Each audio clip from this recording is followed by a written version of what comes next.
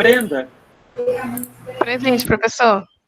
Bruna, Presente, professor. Roberto, Presente. Carolina Elisa, Presente. Carolina Liz, Presente. Daniel, Daniel Felipe, Presente, professor. Dominique, Presente. Douglas, Presente. Emanuela, Presente. Gabriel de Miranda, Presente. Gabriel McLeans, Presente. Giovana, Presente. Giovana, Presente. Juliano, Presente, professor. Henrique, Presente. Isabela, Presente. Jefferson, Presente. Gessé, Presente, professor. Jonas. Jonas, filho. Jonas disse que está presente, professor. Está sem fone. Ah, tá. Obrigado, Alarice. Jorge André. Jorge André? Não. José Aquino. Presente, professor. Josi. Presente. Cauê. Presente. Larissa. Presente, professor. Lauro. Presente, professor. Leonardo. Presente. Letícia.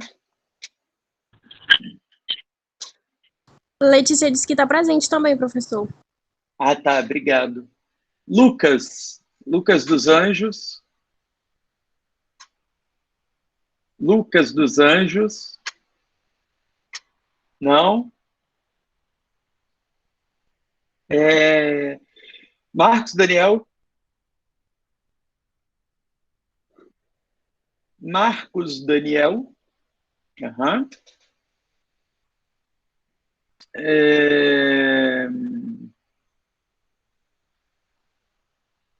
Marcos Caminha.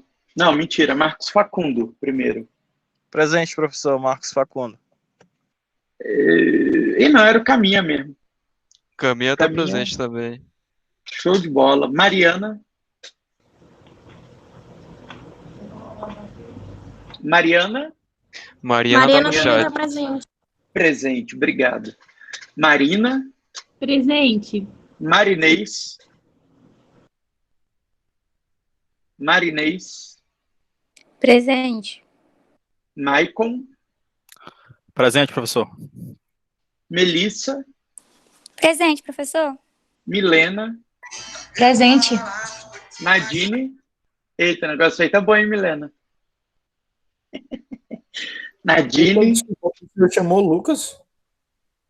Rapaz, chamei e botei falta, ó. Vou já tirar. Nadine. O Lucas está presente, professor. Nadine. Não? Nadine, não. Vamos voltar lá no Lucas. Beleza, Lucas. Natália. Natália. Presente. Pedro. Pedro Carneiro. Pedro Gomes Carneiro. Não? Professor, tem um Pedro aqui no grupo ainda agora. que tá falando que tá, mas caiu a internet e tal. Eu não sei qual o Pedro que é aqui no 3, né? Tinha o Pedro estava aqui ainda agora, deve ser esse. Caiu a internet dele, né? Pedro Carneiro, ele ainda aparece aqui, na verdade. Pedro Maio e o Hermógenes também estão. Presente. Opa, presente também. Então é o Carneiro mesmo que ficou. Marcos Daniel presente, eu não estava conseguindo ouvir nada. Marcos Daniel presente, falou no chat, não foi? Senhor, não tava Rafael. Rafael presente, Rafael professor. Altman. Estou aqui, professor. Rafaela. Presente, professor. Rayara. Presente. Cristina. Presente.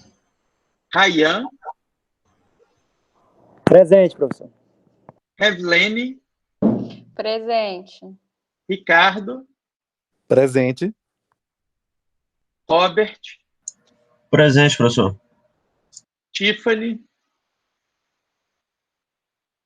Tiffany. Presente, professora, eu tava ligando. Tá bom. Voni. Voni. Presente, professor. Beleza pura. Alguém mais? Paloma. Vamos ver. Paloma. Por que eu não chamei Paloma? Pronto, presente. Alguém mais? Alice. Já estava presente.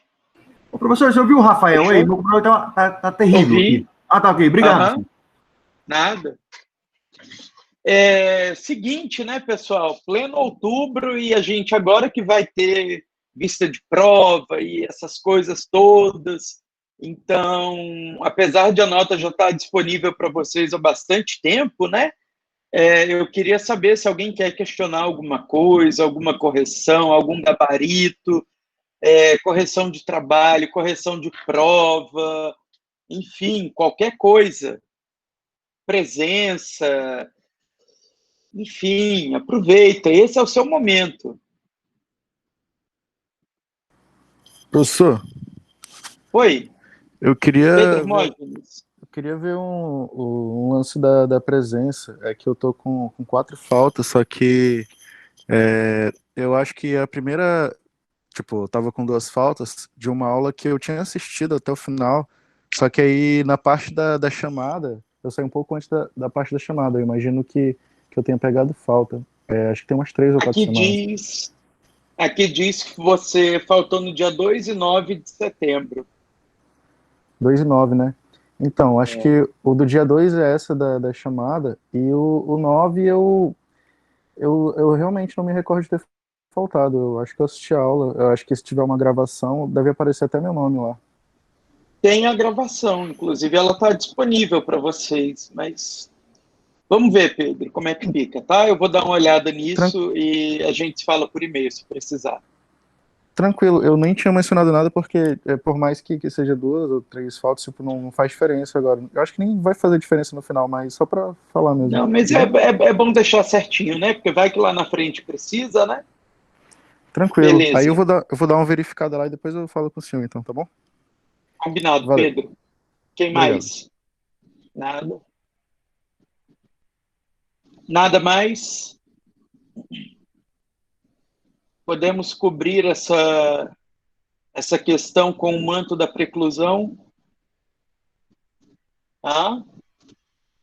Nada mais, nada mais. Dou-lhe uma. Dou-lhe 2. Nada, nada. Professor, Oi. Giovana? a questão 4 da prova, eu queria saber Só um qual é a instantinho. resposta correta.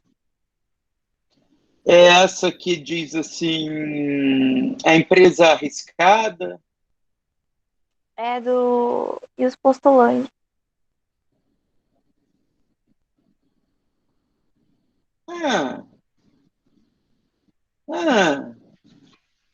Interessante.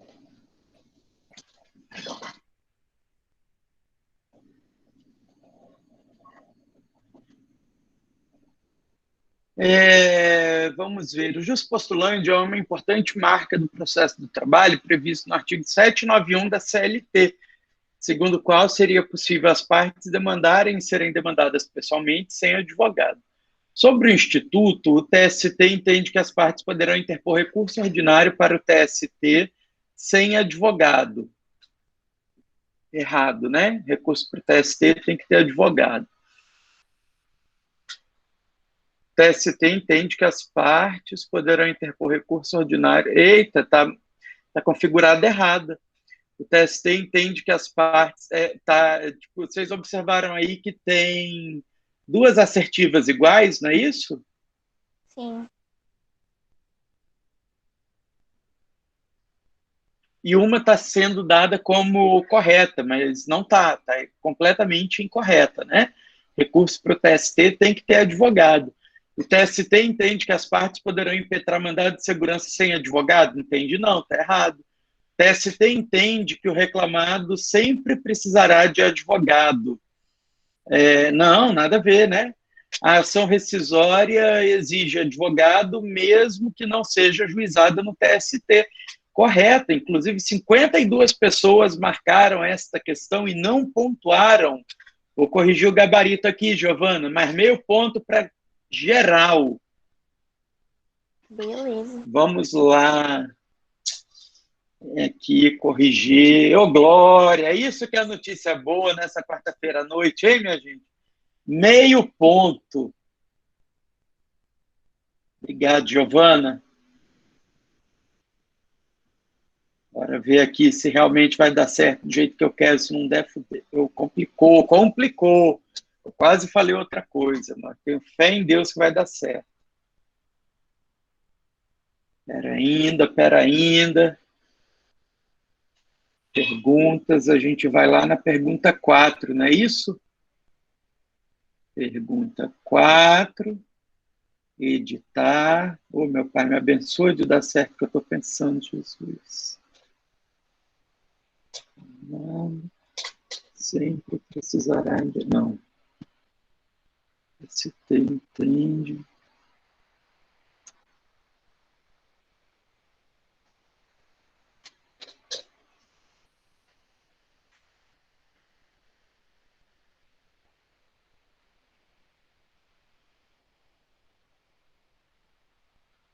Ixi, Maria.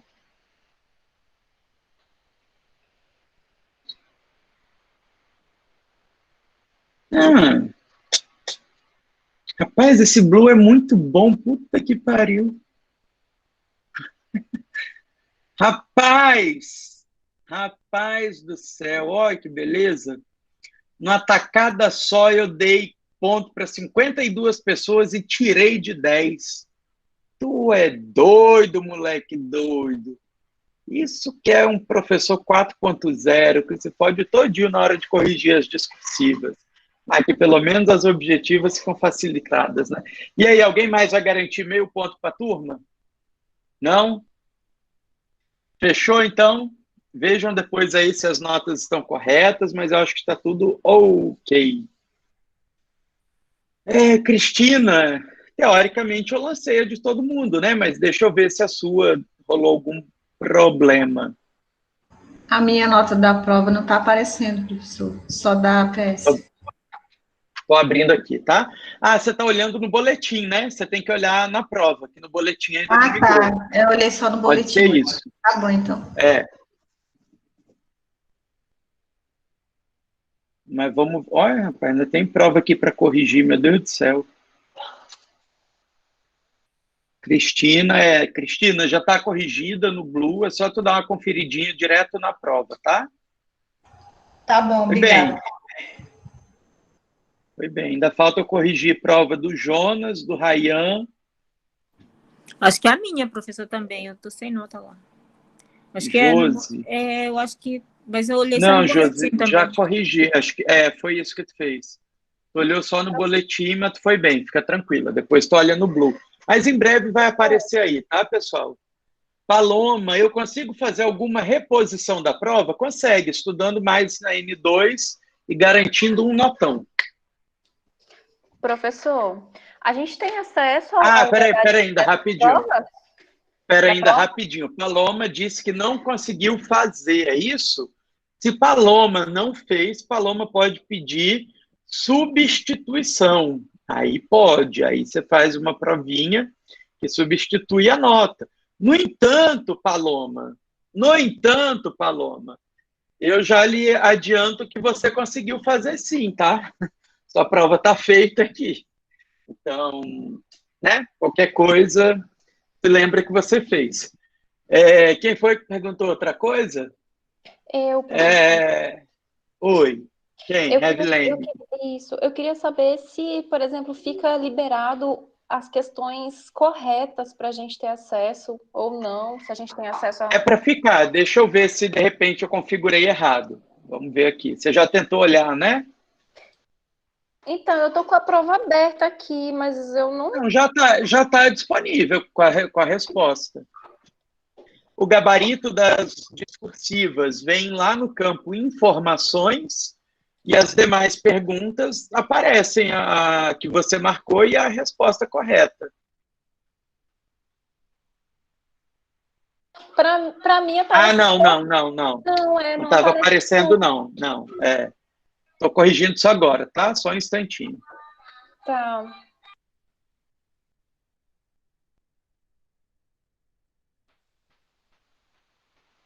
Agora sim.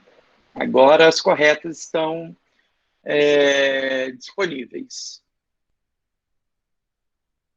O que mais?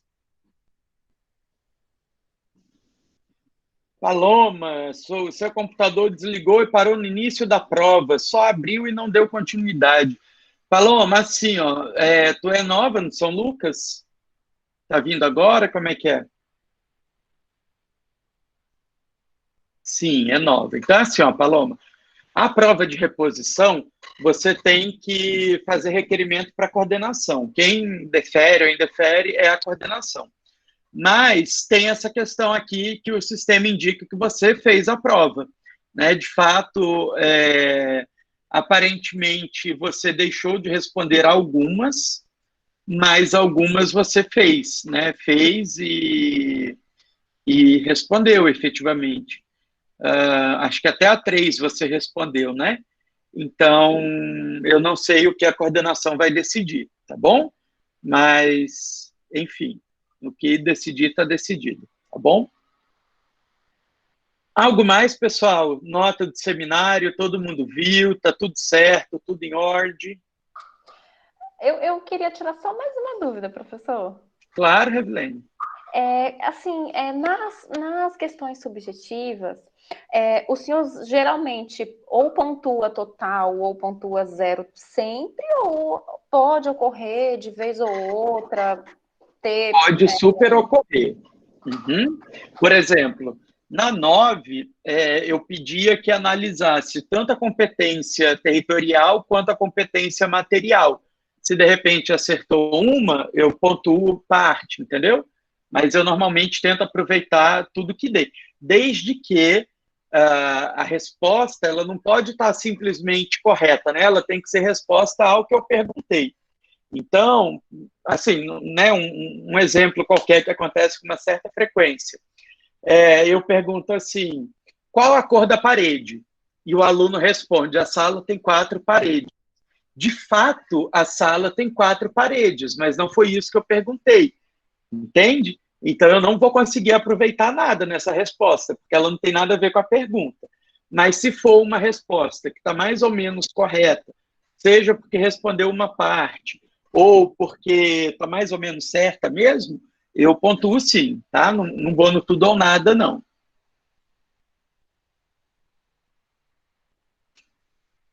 Ouviu, Revilene? Estou aqui ainda? Caí? Será? Eu disse lá no chat. Tá bom, obrigada. Ah, tá, beleza. Nada, imagina. Algo mais, pessoal?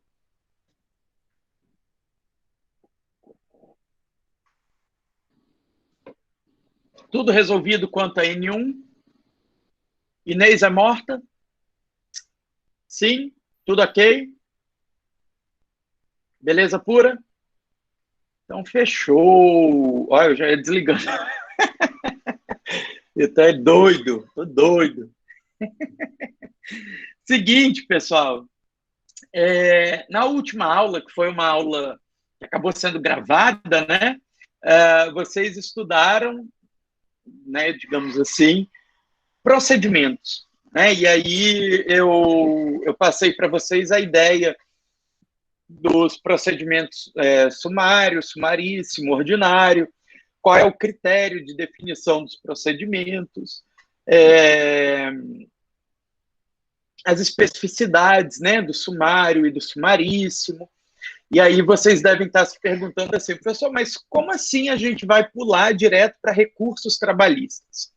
Bom, quando a gente consegue resolver a questão de procedimentos, né, as especificidades desses procedimentos, a gente está pronto para ir para recursos. Por quê, pessoal?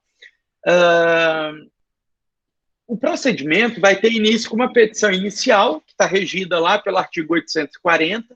Tem peculiaridades? Tem a peculiaridade de que ela pode ser apresentada verbalmente, coisa que a gente já sabe, né, que é marca do princípio da oralidade. A gente já sabe que o reclamante tem que comparecer no prazo de 5 dias para reduzir a termo, sob pena de perempção. A gente já sabe qual é o rito da audiência, né? A gente sabe que, uma vez distribuída a reclamação trabalhista, vai ser enviada uma notificação para esse reclamado, para que ele compareça na audiência, que vai ser a primeira desimpedida no prazo de 5 dias. A gente vai ter, então, início na audiência com o pregão das partes, primeira proposta conciliatória, apresentação de defesa, apresentação de réplica, depoimento pessoal do reclamante, depoimento pessoal do reclamado, oitiva das testemunhas do reclamante, oitiva das testemunhas do reclamado, razões finais no prazo de 10 minutos, segunda proposta conciliatória e sentença, né? Então, esse é o passo a passo. Evidentemente que esse é o passo a passo do processo do trabalho no mundo ideal, né? Naquilo que o legislador pensou. Na prática, isso quase nunca ocorre. Quase nunca ocorre por vários fatores. O primeiro deles é que a gente, por exemplo, aqui em Rondônia, tem implementado já há algum tempo o SEJUSC, né, que é o Centro Judiciário de Solução de Conflitos, que é o lugar onde a gente tem uma série de conciliadores que tentam obter o acordo e, não havendo acordo, então, recebe formalmente a defesa, ainda que ela tenha sido feita por escrito no PJE, abre prazo para réplica, determina perícia, se for o caso, e também, se for o caso, já designa uma nova audiência que vai ter a parte da instrução do processo, né? Também não é comum ocorrer a prolação de sentença em audiência. Normalmente o juiz chama concluso, né, leva o serviço para o gabinete, e em gabinete ele profere uma sentença escrita e intima as partes por meio de publicação no diário, ou então remessa pelo processo judicial eletrônico. Temos peculiaridades na defesa? Temos. Basicamente aquela que está no artigo 800 da CLT, que é a exceção de incompetência territorial, que a gente já estudou quando falou sobre competência, e que já caiu na prova, e que eu tenho certeza de que quem não aprendeu ainda, aprendeu depois da prova, né? Porque teve uma ou duas questões a respeito disso. Temos peculiaridades na fase instrutória? Não temos, pessoal. O que a gente tem de peculiaridade, na verdade, eu nem vou chamar de peculiaridade. A gente tem, assim, uma série de enunciados que dizem respeito à fase instrutória, mas esses enunciados dizem respeito a uma análise jurisprudencial da distribuição do ônus da prova, de como se pode decretar a confissão, do ônus financeiro para a produção de provas, mas não é nada diferente do que é no processo civil, apenas são alguns enunciados do TST que dizem respeito a provas no processo do trabalho. Então, a gente não tem nada assim distinto do processo civil. Na sentença trabalhista, a gente tem uma pequena peculiaridadezinha, que é o fato de que o juiz do trabalho deve constar na sua audiência a natureza das verbas que está sendo impugnada e a responsabilidade pelo recolhimento das contribuições sociais, né, que a gente já sabe, inclusive, por ter estudado a competência material prevista lá no 114, inciso 8, né, da CLT, a gente sabe que o juiz do trabalho, então, deve discriminar de quem é a responsabilidade pelo recolhimento, né, dessas verbas, né, dessas contribuições sociais. Bom, então, passando assim bem por cima, né, os atos, o caminho que o processo vai percorrer, a gente já tem condições de começar a estudar os recursos trabalhistas, né, e aqui eu proponho que a gente faça um primeiro momento aí de umas 2 ou 3 aulas falando sobre a teoria geral dos recursos trabalhistas. Primeira ideia importante: se você tem dificuldade de processo civil, se você não aprendeu bem recursos, processo civil 3, eu recomendo que vocês assistam a uma playlist que eu disponibilizei no Blue. É uma playlist minha, da época que eu ainda gravava videoaulas para postar. Vocês vão ver que eu dava aula fazendo umas caras assim, como se isso fosse chamar a atenção dos alunos, né? Como se isso fosse ajudar alguma coisa no processo de ensino-aprendizagem, mas algumas vezes eu fico assistindo minha aula e eu fico, meu Deus do céu, por que eu fiz essa cara, né? Porque, sei lá, era tudo novo. Aí eu botava blazer, botava uns bottoms aqui no blazer. Aí uma vez até uma aluna falou assim, professor, não vou compartilhar não, porque nesse teu vídeo você tá com bottom do PT. Aí eu fui lá e expliquei, não é do PT não, gente, calma, é um bottom da Organização Internacional do Trabalho, não tem nada de PT, tá, pessoal? Inclusive, não sou petista, apesar de hoje em dia todo mundo que é contra Bolsonaro ser petista, né? Mas, enfim, essa não é uma discussão cabível, porque eu tenho certeza de que todos vocês conseguem distinguir uma coisa da outra. Mas, de fato, não dava para ler o bottom, né? Então, realmente, por ser vermelho e tal, a aluna confundiu, até com uma certa razão. Mas não é, tá, pessoal? Fiquem tranquilos, não é coisa do PT, nem do PSDB, aquele amarelinho, é coisa da OIT, da Organização Internacional do Trabalho. Então, se você tem dúvida de processo civil 3, assiste lá essa videoaula, na verdade são várias videoaulas, né? Tem bem umas 4, 5 horas de videoaula, que vai rememorar alguma coisinha aí para vocês. E, além disso, tem a doutrina também, que é imprescindível que vocês leiam, porque a gente tem muita coisa aqui diferente no processo do trabalho. Bom, primeira ideia bem basicona assim, de recurso é a gente compreender que, quando eu interponho um recurso qualquer, eu tenho dois momentos distintos de análise, né? O meu recurso, ele é analisado quanto à sua admissibilidade, ou seja, o preenchimento dos pressupostos trazidos pela lei para que aquele recurso seja admitido, e um outro momento em que o Poder Judiciário vai analisar o mérito propriamente dito. Agora, muito cuidado, porque quando eu digo que o Judiciário vai analisar o mérito do recurso, eu não estou dizendo que o Judiciário necessariamente vai reanalisar o mérito da causa, né? O mérito do recurso não pode ser necessariamente confundido com o mérito da causa. Afinal de contas, eventualmente, eu posso impugnar uma decisão judicial por erro in procedendo. Esse erro in procedendo não tem nada a ver com o direito material, ele tem a ver com o proceder do juiz, né? Como é que o juiz conduziu aquele feito e por que aquele erro do juiz gerou uma nulidade que eu quero agora utilizar como fundamento para cassar aquela decisão. Bom, a gente vai já falar sobre os requisitos de admissibilidade, mas então notem que mérito e admissibilidade são bem diferentes, tá? No mérito é quando o judiciário vai verificar se realmente aquele juiz recorrido cometeu algum tipo de erro, um erro em procedendo, um erro em judicando, ou então se a decisão é omissa, contraditória, obscura ou contém algum erro material. Importante ainda destacar para vocês, pessoal, o Código de Processo Civil de 2015 extinguiu nos recursos comuns, né, nos recursos ordinários, como é o caso da apelação, o juízo de admissibilidade incipiente, que era feita pelo juízo ACO. Então, no Código de Processo Civil de 1973, o próprio juízo ACO recebia o recurso, fazia análise dos pressupostos de admissibilidade e, se ele entendesse que estavam presentes, o recurso subia para o Tribunal de Justiça ou o Tribunal Regional Federal.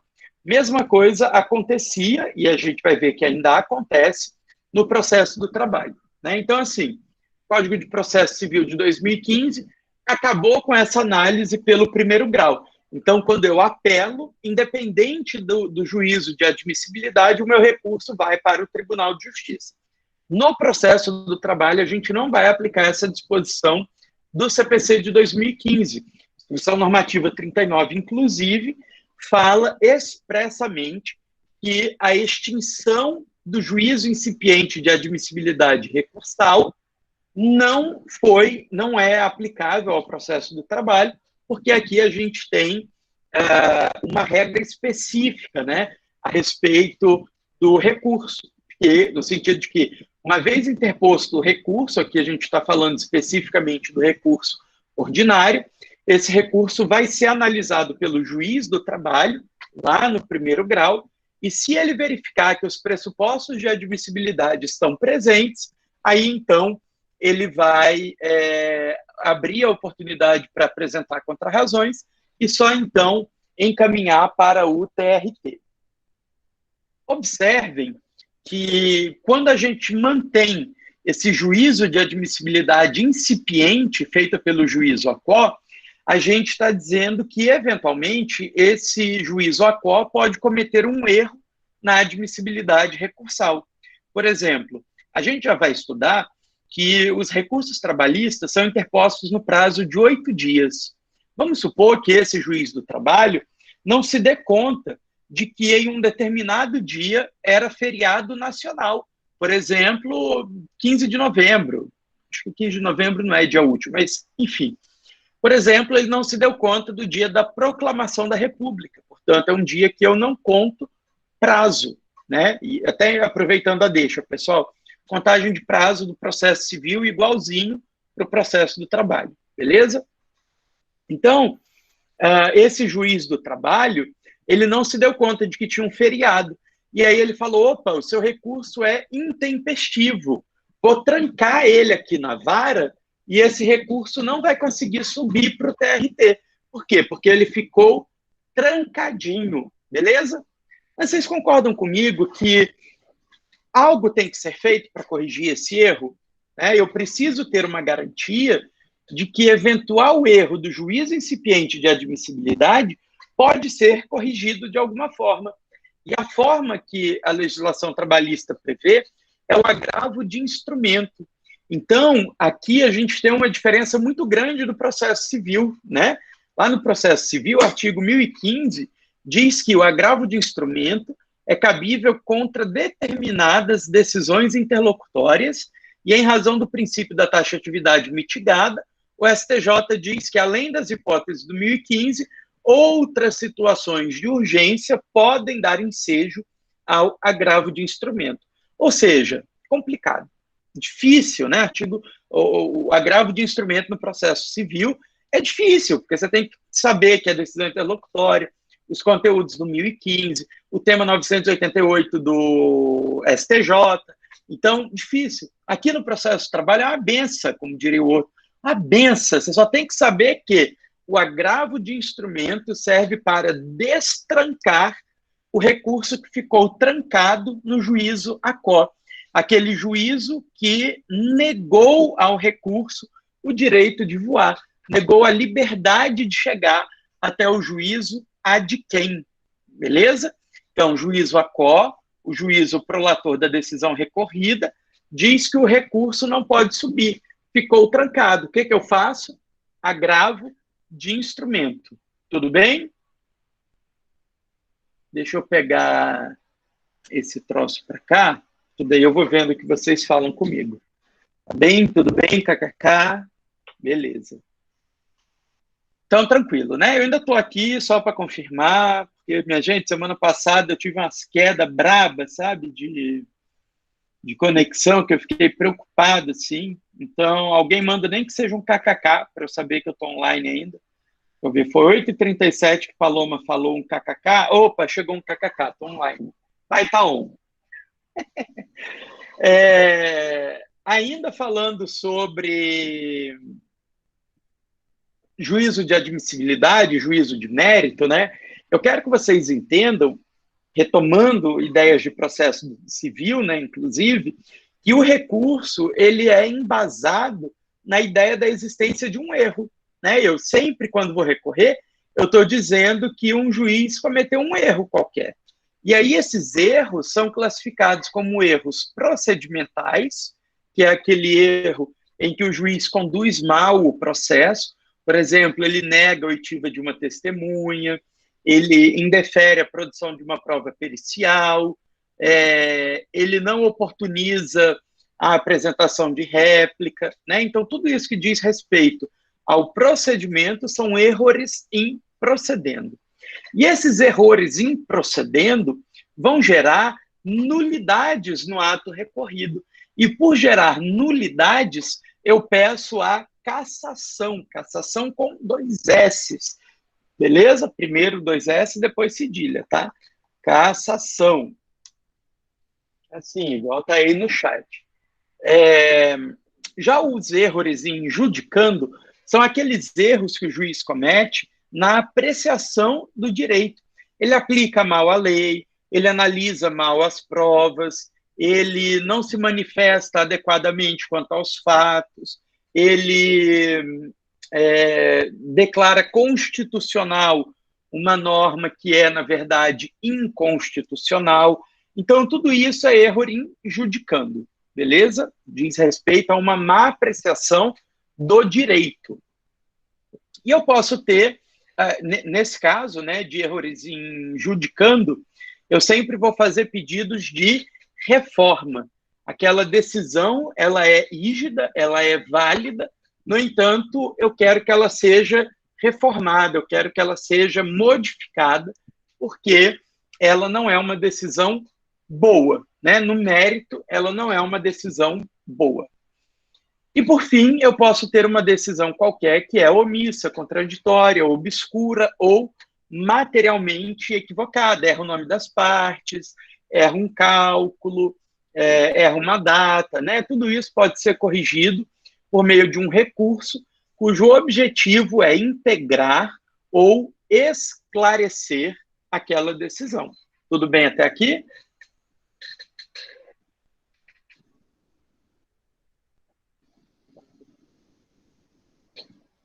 Importantíssimo, Paloma.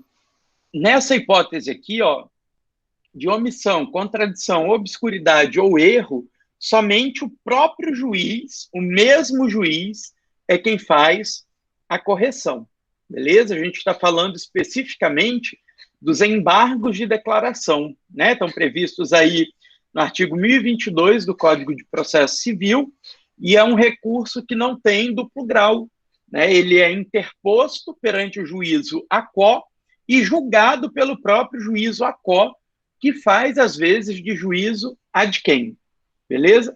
Justamente por ele ter o objetivo de clarear o que está na cabeça do magistrado, é que somente o próprio magistrado vai corrigir. Agora, é claro, pessoal, que se o magistrado não corrige, o tribunal que está acima dele pode corrigir, tá certo? Mas aí a gente já vai ter um outro tipo de recurso, não vai ser embargo de declaração, e eu não vou mais apontar apenas uma omissão. Eu vou ter que apontar, por exemplo, um erro em procedendo. Tá joia? Muito comum, por sinal, porque juízes odeiam corrigir decisões omissas, contraditórias, obscuras ou com erro material.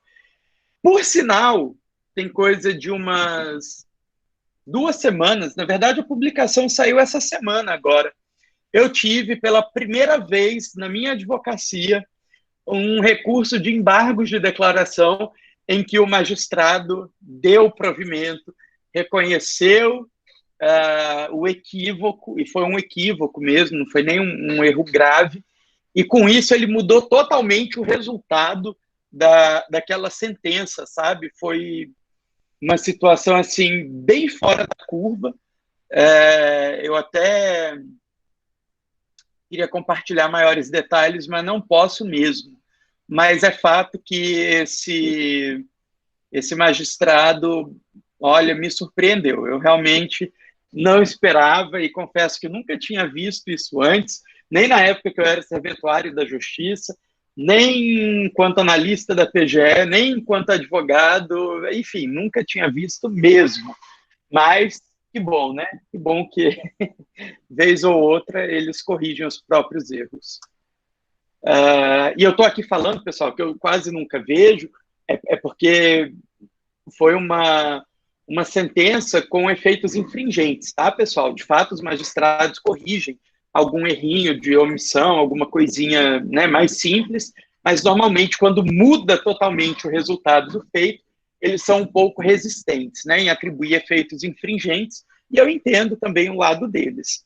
Mas, dessa vez, esse magistrado especificamente atribuiu efeitos infringentes, e a causa que eu havia perdido, né, o juiz tinha julgado improcedente, na verdade, ele tinha reconhecido a decadência, mas aí eu alertei para ele, né, eu falei, excelência, a data que o senhor está falando aí que eu distribuí a ação está errada, né, a data que eu distribuí a ação, na verdade, foi tal, consequentemente, não ocorreu a decadência. Aí ele falou, eita, é mesmo, a data está errada, ante o exposto, julgo procedente, então, né, estava tudo perdido, e passou a ser tudo ganho, o que não é comum acontecer via embargos de declaração. Bom, primeiro pressuposto de admissibilidade é o pressuposto do cabimento. Quem pode ler para mim o 893 da CLT, por gentileza? Está na tela, só para vocês saberem. Oh, meu Deus do céu, não acredito nisso, não. Minha Nossa Senhora, eu mostrando os slides de... minha gente, eu não acredito, não. E eu falando um monte de latim, gente, vocês nem aí. Errorim judicando, errorim procedendo. Olha, gente, meus slides aqui, tudo bonito. Tudo bem, eu falei de um slide só, mas eu falei coisa pra cacete desse slide, né? Ah, não, gente, puta sacanagem isso. Olha, um slide bonito com a minha logomarca aqui, ó, que eu quase nunca uso, mas é bonitona a minha logomarca. Diz que marqueteiro que fez, diz que ele se inspirou nas ondas do mar e no meu nome para fazer essa marca. Olha que bonito. Se vocês observarem, é um A, um L,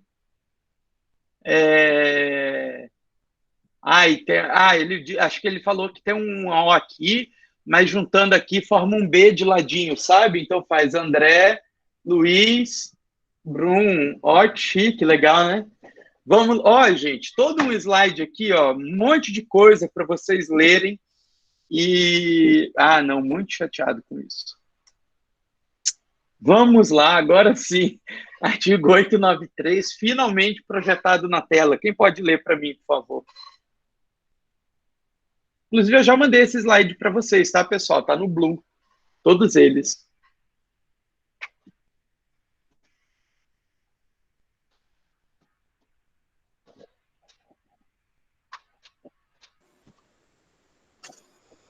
Artigo 893. Das decisões são admissíveis os seguintes recursos. Inciso 1, embargos. 2, recurso ordinário. 3, recurso de revista. 4, agravo. Professor, esse recurso ordinário é aquele que está previsto lá na Constituição? É aquele que o professor Jorge Leal ensinou para a gente, que é cabível quando os tribunais, em única instância, denegarem mandado de segurança? Não, nada a ver, tá? Então, a partir de hoje, se vocês não chamavam assim, passem a chamar aquele recurso de recurso ordinário constitucional. Recurso ordinário constitucional, está previsto lá no 102, 2 da Constituição, que é o recurso ordinário para o STF, e no 105.2 da Constituição, que é o recurso ordinário para o STJ. Aquele lá é o ROC, ok? ROC, recurso ordinário constitucional. O nosso recurso ordinário aqui da CLT é muito diferente daquele, a gente vai estudar com calma. Muito diferente não, mas é um tanto quanto diferente daquele, tá? Recurso de revista, professor, nunca ouvi falar do recurso de revista. Nunca ouviu falar porque ele é exclusivo nosso, né? Ele só existe no processo do trabalho. Ele faz, pessoal, mais ou menos a mesma coisa que o recurso especial faz no processo civil. Excepcionalmente, ele também faz o que o recurso extraordinário faz no processo civil. Vamos estudá-lo com calma. E o agravo, professor? Que agravo é esse? É o agravo de instrumento, aquele que serve para destrancar o recurso? Não apenas, ok? Aqui a gente tem agravo de instrumento, agravo interno, que é aquele mesmo lá do processo civil, artigo 1021 do Código de Processo Civil, E a gente tem ainda o agravo de petição. Agravo de petição é mais ou menos a mesma coisa do recurso ordinário, só que o recurso ordinário é aplicável na fase de conhecimento e o agravo de petição é aplicável na fase de cumprimento de sentença ou no processo de execução de título extrajudicial. E embargos? Que embargos são esses?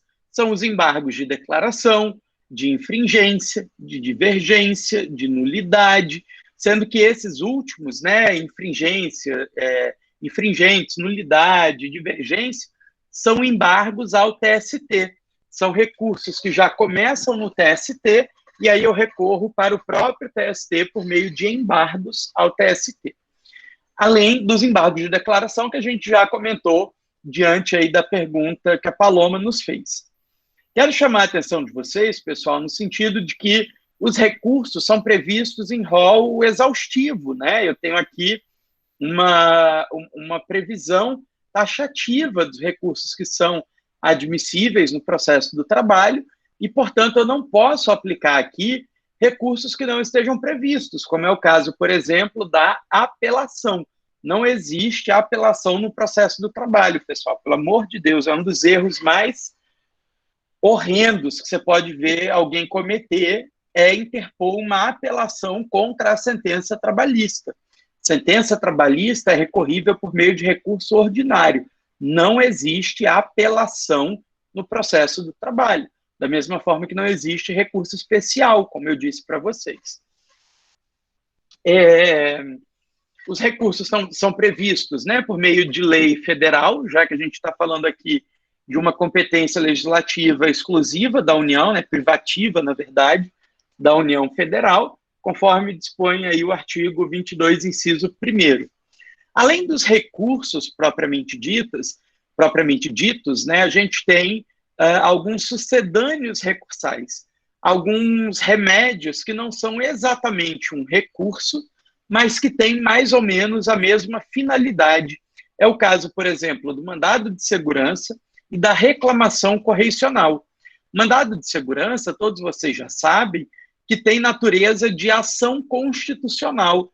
Ele está previsto aí no artigo 5º, inciso 69 e 70 da Constituição, que vai dizer para a gente que sempre que um direito líquido e certo, não tutelável por habeas corpus ou por habeas data, for ferido ou estiver correndo risco de ser violado, é cabível mandado de segurança.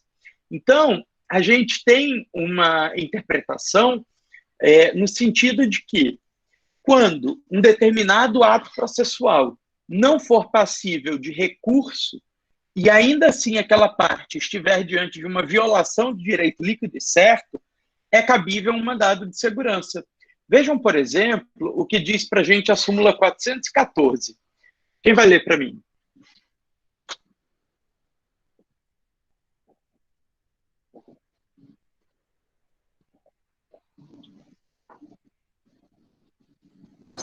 Súmula número 414 do TST. Mandado de segurança, tutela provisória concedida antes ou na sentença. 1. A tutela provisória concedida na sentença não comporta impugnação pela via do mandado de segurança por ser impugnável mediante recurso ordinário. É admissível a obtenção de efeito suspensivo ao recurso ordinário mediante requerimento dirigido ao tribunal, ao relator ou ao presidente ou ao vice-presidente do tribunal recorrido, por aplicação subsidiária ao processo do trabalho do artigo 1029, parágrafo 5º do CPC de 2015. 2. No caso de a tutela provisória haver sido concedida ou indeferida antes da sentença, cabe mandado de segurança em face da inexistência de recurso próprio. 3. A superveniência da sentença nos autos originários faz perder o objeto do mandado de segurança que impugnava a concessão ou indeferimento da tutela provisória. Obrigado, Tiffany. Então, olha só, em suma, né, essa súmula 414 está falando para a gente assim, olha, se a antecipação de tutela for concedida na sentença tem um recurso próprio, que é o recurso ordinário. Então, não faz sentido eu correr atrás de um sucedâneo recursal. Eu vou interpor o meu recurso ordinário e resolver o problema. Agora, Se essa antecipação de tutela foi deferida ou indeferida por meio de uma decisão interlocutória, antes da sentença, portanto, eu não tenho recurso cabível, porque no processo do trabalho, as decisões interlocutórias são irrecorríveis. Lembra que eu falei para vocês que o agravo de instrumento aqui é só para destrancar recurso? Então, eu não tenho nenhum recurso para interpor contra uma decisão interlocutória. Então, o que eu tenho que fazer? Mandado de segurança. Mandado de segurança contra aquela decisão interlocutória que deferiu ou indeferiu a tutela antecipada. E aí, se sobrevier uma sentença, aquele mandado de segurança perde o objeto. A gente vai ter uma perda superveniente do objeto do mandado de segurança. Por quê? Porque a questão da antecipação de tutela vai estar abarcada pela sentença. Ou a sentença vai suspender a antecipação de tutela, ou a sentença vai confirmar aquela antecipação de tutela, né? Então, qualquer uma das duas hipóteses deve ser discutida pela via do recurso ordinário, então não preciso de mandado de segurança. Outra hipótese de sucedâneo recursal que eu queria discutir com vocês é a reclamação correicional. Ela está prevista aí no artigo 13 e seguintes do Regimento Interno do Tribunal Superior do Trabalho, que vai dizer para a gente assim, olha, é bem verdade que despacho não admite recurso. E não admite recurso porque não tem conteúdo decisório. E não tendo conteúdo decisório, não tem interesse de agir. Por outro lado, a gente sabe que alguns recursos, alguns despachos tumultuam tanto o processo que chegam a causar prejuízo para a parte. E aí, nessa hipótese, quando o juiz fica proferindo uma série de despachos que atrapalha a parte, que prejudica a parte, vai ser cabível uma reclamação que tem natureza de requerimento administrativo direcionada ao corregedor. Então, o corregedor vai lá na vara, vai pedir para olhar o processo e vai dizer, olha, realmente, esse processo está bagunçado. Então, o juiz do trabalho, ou você organiza esse processo e segue com ele adiante, ou, se você continuar tumultuando o processo, eu vou avocá-lo, eu vou tirar das suas mãos, e quem vai passar a conduzir este processo especificamente serei eu, o corregedor do TRT, ou o corregedor geral da Justiça do Trabalho. Tudo bem até aqui?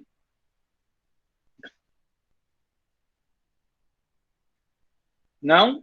Sim? Talvez?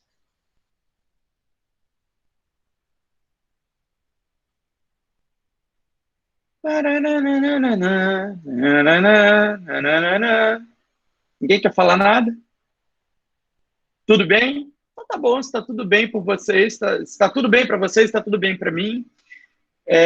Então a gente para por aqui, vimos bastante informações hoje.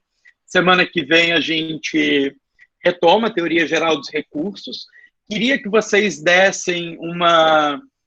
tivessem uma dedicação especial no estudo do preparo recursal, beleza? Eu mandei para vocês toda a teoria geral dos recursos trabalhistas, né? Mandei doutrina e slides, e gostaria que vocês se dedicassem especialmente quanto ao depósito recursal, que a gente vai estudar na próxima aula, tá bom? Já antecipo, pessoal. Depósito recursal, preparo recursal como um todo, é bem diferente do processo civil, tá? Por isso que eu estou chamando tanta atenção de vocês, beleza? Então é isso. Quem não estava na primeira chamada, continua, que eu vou verificar. E quem estava e não tem nenhuma dúvida, não quer discutir nada, bom descanso, terminem aí suas leituras, né? A gente ainda tem 1 horinha de aula remota, então se dediquem aí ao que vocês entenderem mais oportuno nesse momento, tá bom? Abraço e até semana que vem.